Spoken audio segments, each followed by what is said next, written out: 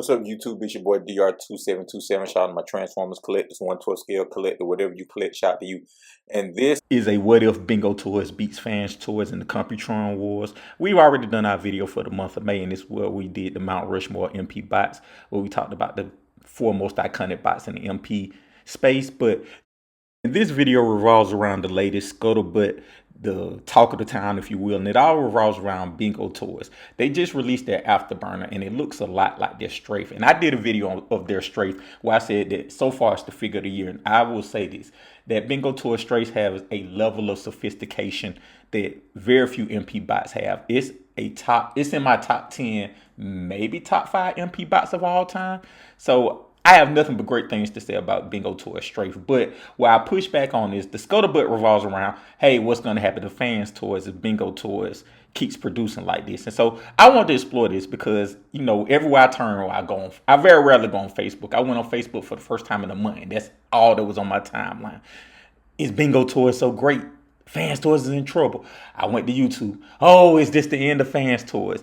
Even my brothers, the TF Marauders, kind of like, hey, what happens to FansToys with this BingoToys stuff? So everywhere I go, I hear BingoToys.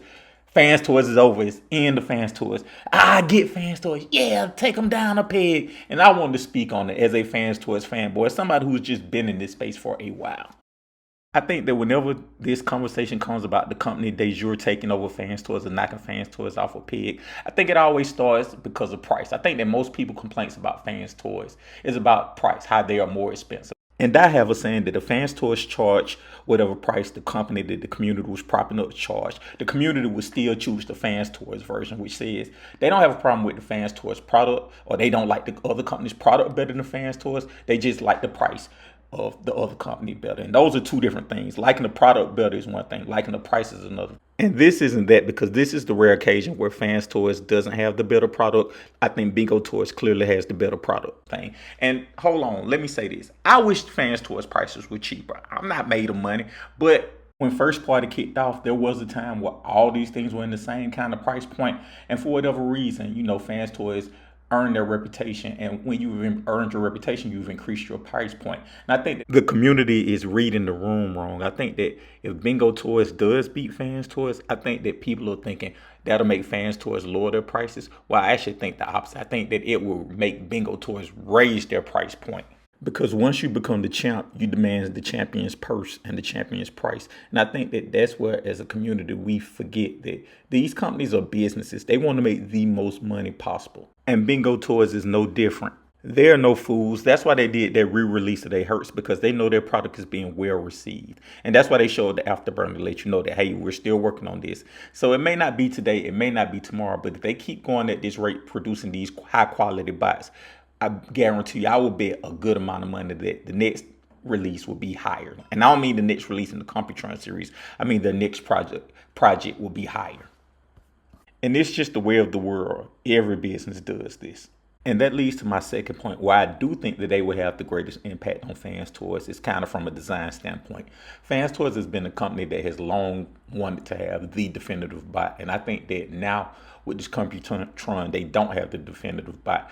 And I think that they'll go back and reevaluate their designs and realize that tune accuracy was kind of a wave that was here during COVID. I did a video on this a long time ago, like 5 years ago, where tune accuracy doesn't make sense for the MP world. And the thing that made FansToys great was that they added their own sauce to their bots, and they kind of got away from that in the name of tune. I remember their Dinobots, their Shockwave, their Insecticons, their Hound looked tune inspired but had its own sauce.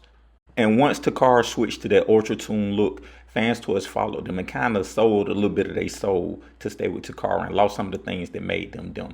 Now, they do dig into their bag every once in a while, like that Minosaur, that Galvatron 2.0, goes back to that old school FansToys flair. And with them being on the losing end of a war, a combiner at that, I think it'll really make them reconsider what they've been doing, how they've been doing business, and the things that collectors truly want, because tune accuracy puts you in a box and basically everything looks the same. So if you're the consumer, you might as well go with the cheaper version, right? Like you thought they would have learned that from their blaster.